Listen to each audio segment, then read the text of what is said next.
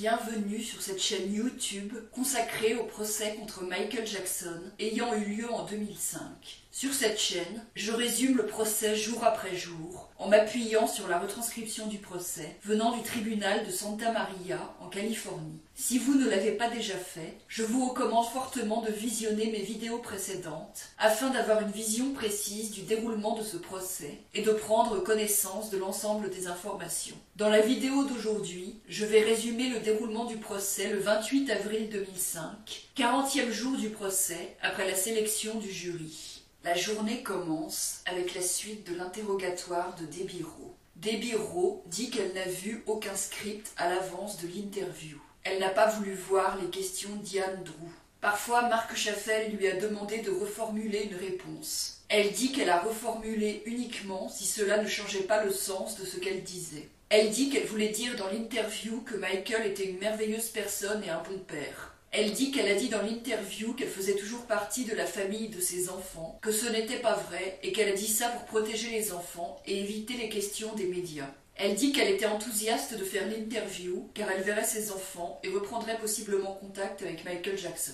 Elle dit qu'elle considère Michael Jackson et les enfants comme sa famille. Elle confirme qu'elle a contacté Marc Chaffel par la suite pour demander quand elle pourrait revoir les enfants, mais elle ne les a pas revus. Elle confirme que ses droits parentaux ont été réétablis et qu'elle fait toujours des démarches judiciaires pour voir les enfants. Elle dit qu'elle n'a pas été payée pour l'interview et que sa motivation en faisant l'interview était de revoir les enfants. Contre-interrogée par Tom Mesereau, elle dit qu'elle n'est pas en litige contre Michael Jackson, mais si c'est le terme légal, d'accord. Elle confirme qu'elle a fait des appels prétextes qui ont été enregistrés à la demande des shérifs de Santa Barbara, appels téléphoniques passés avec Marc Chaffel et Ian Drew, et peut-être Dieter Wiener, elle ne sait plus. Elle dit qu'elle était désireuse d'aider Michael Jackson contre Bashir, et elle espère l'avoir fait. Elle confirme qu'elle pense que Marc Chaffel utilisait Michael Jackson et essayait de prendre avantage sur lui et le manipulait pour gagner beaucoup d'argent. Elle confirme avoir dit la même chose à la police sur Dieter Wiener et Ronald Konitzer.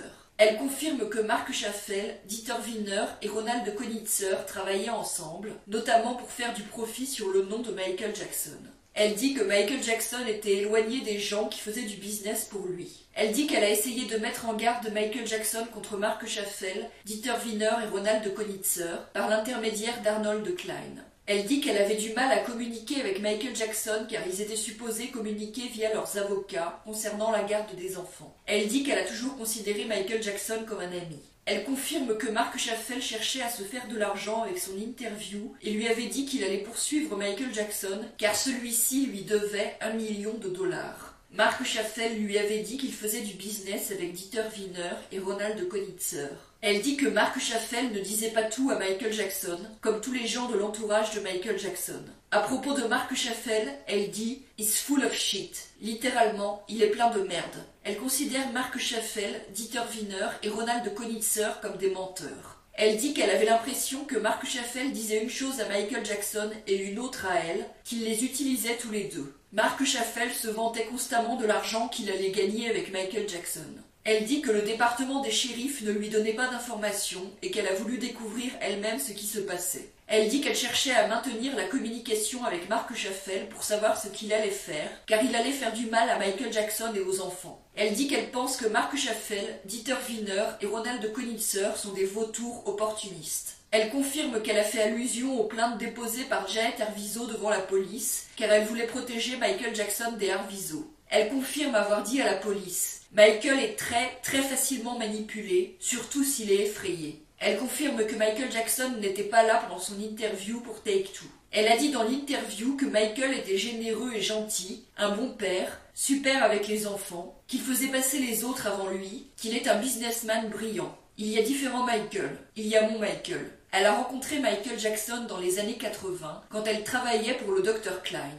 Elle confirme avoir accompagné Michael Jackson pendant les tournées du Dangerous Tour et du History Tour. Elle dit qu'elle pense que Marc Chaffel donnait des informations aux tabloïds, mais pour contrecarrer les histoires négatives diffusées sur Michael Jackson. Elle dit qu'elle ne veut pas être réintroduite trop subitement dans la vie de ses enfants pour ne pas les traumatiser. Elle dit qu'elle a rencontré Frank Cassio il y a des années avec sa famille quand il était adolescent. Les Cassio rendaient visite à Michael Jackson avec leurs enfants et Michael Jackson était proche de toute la famille. L'accusation appelle comme témoin Iris Finsilver, avocate de Debbie Rowe depuis 1996. Elle était présente pendant l'interview de Debbie Rowe qui a eu lieu en février 2003 chez Mark Schaffel à Calabasas. Elle dit que Mark Schaffel encourageait Debbie Rowe dans son interview en lui disant qu'elle aidait vraiment Michael Jackson et qu'elle pourrait aller à Neverland pour voir Michael Jackson et les enfants. Il a dû lui dire ça 2 fois. L'accusation appelle comme témoin Andrew Dietz, qui a une entreprise, Air Apparent Inc., à Los Angeles. C'est une agence de voyage qui arrange des transports et locations de chambres d'hôtel. MJJ Productions est l'un de ses clients depuis 15 ans. Une réservation avait été faite pour Léa Arvizo avec un aller simple en avion pour le 5 février 2003 à 2 h de l'après-midi. Une autre réservation pour le 2 mars 2003 a été faite au nom de Michael Jackson, Marie-Nicole et Aldo Cassio et un garde du corps, Michael Laperruque, mais les Cassio et Michael Laperruque n'ont pas pris ce vol. Il dit qu'Evie Tavaski le contactait habituellement pour les réservations de MJJ Productions. L'accusation appelle comme témoin Jeffrey Schwartz, qui travaille pour Talk America, un fournisseur de services téléphone et internet. Il commente des renseignements sur l'abonnement de Jay Jackson, montrant les appels téléphoniques longue distance qu'il a reçus et passés chez lui à Los Angeles. On voit que les 16, 17, 18 et 19 février 2003, quelqu'un chez Jay Jackson a appelé à plusieurs reprises à Wyckoff, New Jersey. L'accusation appelle comme témoin Crystallie Danko, qui commente des renseignements sur des appels téléphoniques fournis par Sprint. L'une des personnes dont les appels sont examinés est David Legrand. Il y a les appels de l'entreprise Geragos et Geragos, de Vincent Amen, Mark Schaffel et Maria Farchian. L'accusation appelle comme témoin Jennifer Simmons, qui confirme l'exactitude des documents de Next Telephone Company sur les appels d'Evie Tavaski pour MJJ Productions en février, mars et avril 2003. L'accusation appelle Joe Corral Jr., qui confirme l'exactitude de documents de Verizon concernant des appels de Frank Cassio, des appels de Neverland et de Rudy Provencio. C'est ici que se termine ce résumé de la journée de procès. Si vous voulez lire la retranscription du procès, vous trouverez le lien de la retranscription sous la vidéo. Si vous appréciez mon travail, je vous encourage à vous abonner, à liker la vidéo et à la partager.